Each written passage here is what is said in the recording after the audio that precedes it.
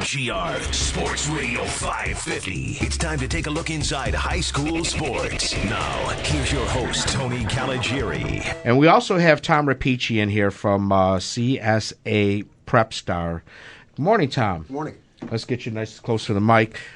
Frank was telling me a little bit about what you're doing here, and you're helping recruit kids or going through the process for football. For all sports. For all sports, okay. Yeah, Tell us a little bit about PrepStar. Sure. Well, PrepStar is a recruiting service. It's a national recruiting service, actually. It was the first one of its kind. Started about 35 years ago out in California. Mm-hmm. And I run the Western New York branch of it. So we have all of New York State between myself and my college roommate. Okay. And he's out of the Rochester area, but we kind of split the state. And my role is basically from Newport down to Jamestown. Okay. And we help set up a program for our kids, which is, to try to find the right fits for college, athletically, academically, and culturally. And we do that by sitting down with the families, seeing what sport they play, how their film looks, how their grades are, and then reaching out to programs on their behalf to try to set up either meetings or visits or getting their films looked at, et cetera. A lot of you talk to parents, and how do I get my son or daughter looked at for their particular sport? Sure. Some feel that you have to go to big university camps, and the Purdue camp, the Penn State camp, that's the only way of getting noticed. Is that true, or is that a fallacy? No, I don't think so. And it depends on the kid. It depends on where they're at in the process and who they're hearing from and how much their stuff has been out there. So, for example, a kid like Cole Snyder, the quarterback at Southwestern, who's one of my kids, Cole has gotten enough feedback over the past 7 or 8 months from a lot of FCS schools, a lot of FBS schools that say he can kind of play at that level and they know who he is. So yesterday he was at Rutgers, was getting looked at by Rutgers, a couple of other top Division I programs, and then a bunch of the FCS schools. So to just go to a camp where there's 50 or 60 quarterbacks might not be the best fit for you. But Cole knew going in, by what he was hearing from the coaches, he was going to be in the top group. He was with the top 10 who were there, so he was really getting exposure and seen. So, I could justify saying to him, yeah, this is worth doing. Right. Rather than just spending your money and going to camps. So one thing I've found out is so much misinformation that's out there, people not understanding what it's all about.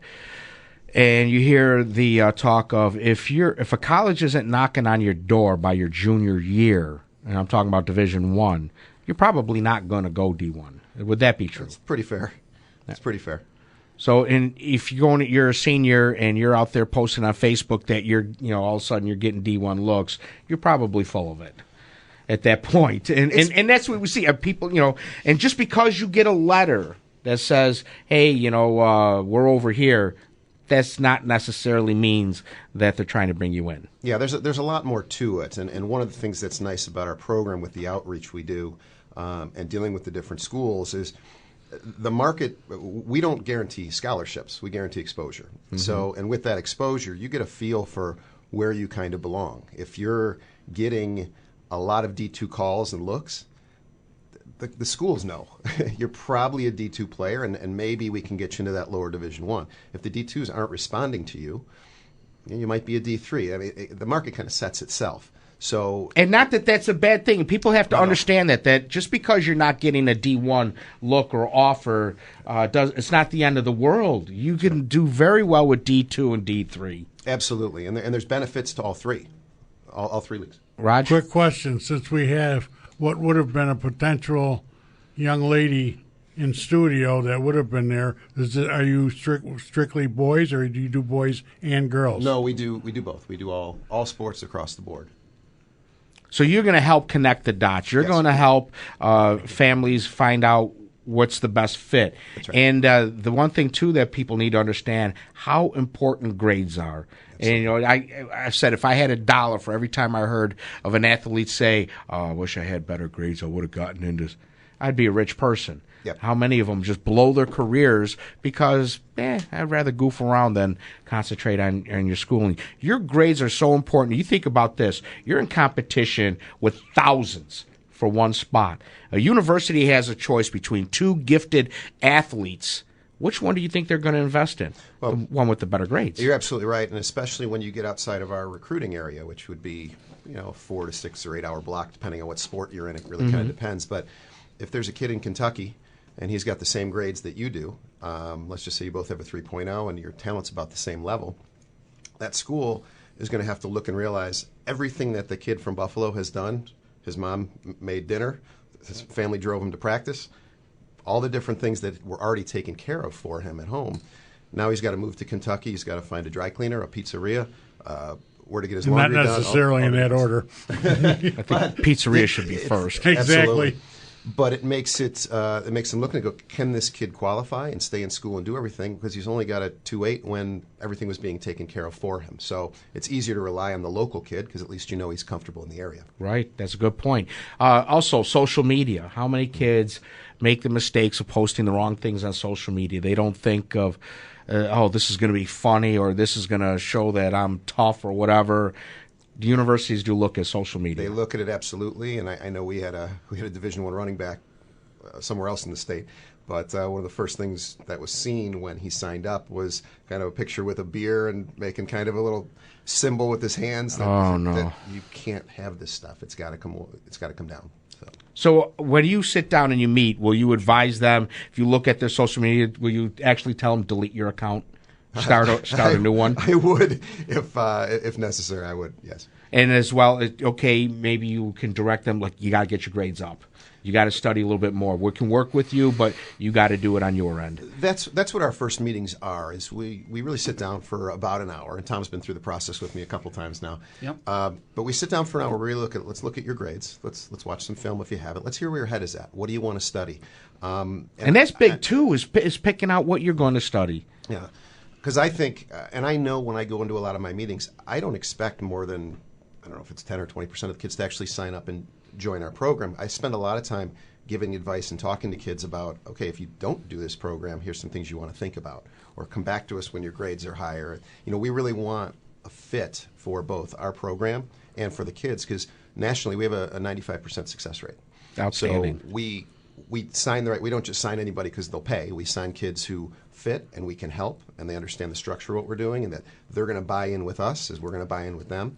And so a lot of it becomes, even just some simple advice to kind of structurally get the most. So that's that first hour, is before we even get into some of the other stuff, is just kind of knowing who we are and what we're about and why. You're providing a valuable service. I mean, the amount of information that somebody's going to be able to get for you to launch their child's college career is unreal. I mean, I remember when I was looking at Buff State, my parents were lost. What do we do? I mean, the paperwork, just filling out the paperwork to get you into school. Do you also help in lining up financial aid for them if they're looking at D2 or D3? Absolutely, and advice in that category as well about why D3 might be more beneficial than D2. I mean, there's more scholarship dollars at D2, but there's places to find money at the D3 level. And at the end of the day, when you're comparing, the bottom line is how much is it going to cost your family to send a kid to school, there are some better D3 options at D2, and sometimes D2 is better. But yeah, definitely we go through all that. How do you deal with people, namely parents, who have higher expectations or grandiose expectations of their child, and you have to bring them down and say, look, he's not going to Florida State. Sure. She's not going to be playing basketball at Connecticut. Sure. Let's take a look let's get realistic here. I try to be, I'm very honest about it, because if I sign a kid who, I'll just say, if they think he's going to Miami and I think he's going to say D3 local, I got to let them know, because I don't want to sign them up and give them false expectations. So I'll give my advice, but I'll also want to say, hey, look, I'd love to be wrong. If you could get one of the biggest things about it is helping local kids. So even listen to what Tom said before in the earlier segments about, and even Frank, about the kids they help. I mean, I was thinking about kids I like helping who aren't in my program because they're local kids. I mean, Rashad Law at Maryville is not one of my program kids, but I would love to see him play D1 football because it helps our area. So when Rashad hits me with a note and says, hey, I got a question for you, I'm there to help these kids because it lifts everyone, So, look, the more D1 athletes we get in the Buffalo area, the more it's going to help other kids. But I'm not going to tell them they're going to go do that. So, again, it's an honest assessment.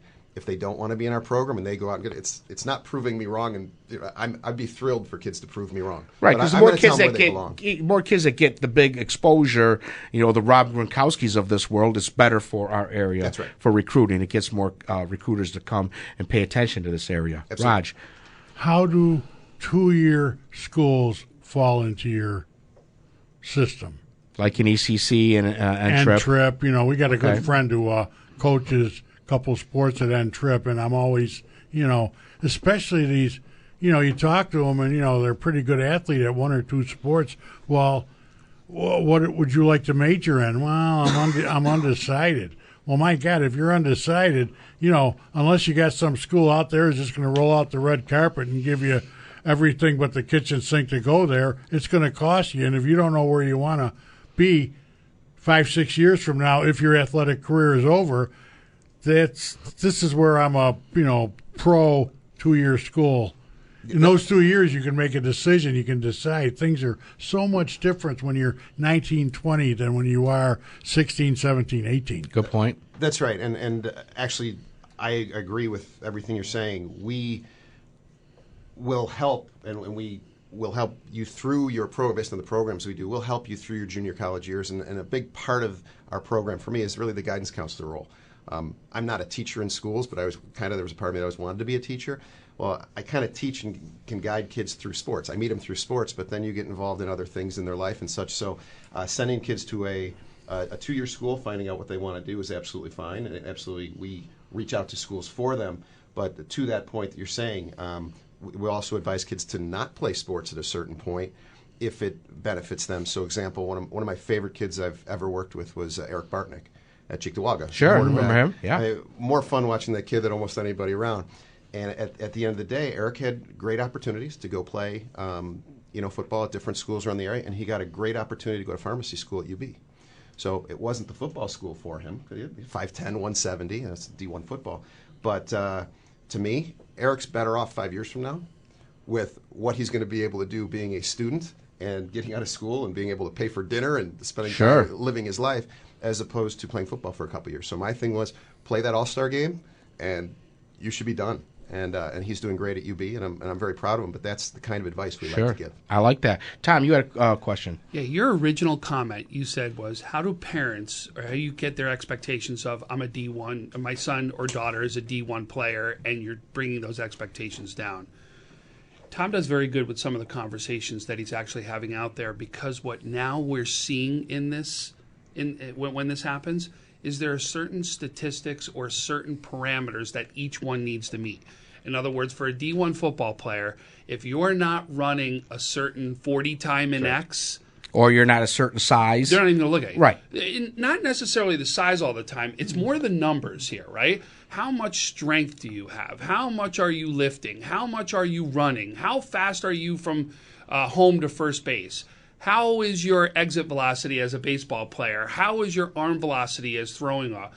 Those are the things that make you a 1 or 2 or a 3, where Tom can walk right in and say If you recall, when Rich Sanders was in studio and he told us about Florida State coming to look at him, being very impressed, but telling him, look, you don't have the height that we're looking for, so we're not even going to talk to you. And Rich had a very successful career at UB. So, that's where I was going with that. As an example off of what you said, and I'll take Bartnick because we were just talking about him, our program for Eric was set to hit Division II and Division III schools. So we'd reach out to 250 schools a month for him with his highlights. I'd do some extra stuff hitting different programs that I thought might be a fit because they had pharmacy programs, so he'd want to go. But he played so well and do so many things that I just thought were impressive in a Johnny Manziel kind of Case Keenum way. Sure. Though our program was set for D2s and 3s, I picked 10 1AA FCS schools that I liked, that I'd write to them at whether it was a Stony Brook or something like that, and I go, guys, or a Marist. I'd go, look, I know he doesn't have the size you want. He's worth looking at for 3 or 4 minutes. You don't have to sign him, you don't have to offer him, but if the kid wants it bad enough, he's something you want to look at. So again, I'm not going to restrict it. I'm going to give a kid a shot. But we certainly, Eric, you're a D2, D3 kind of guy. And when something breaks, that they just love you somewhere. So that's kind of how we try to manage it.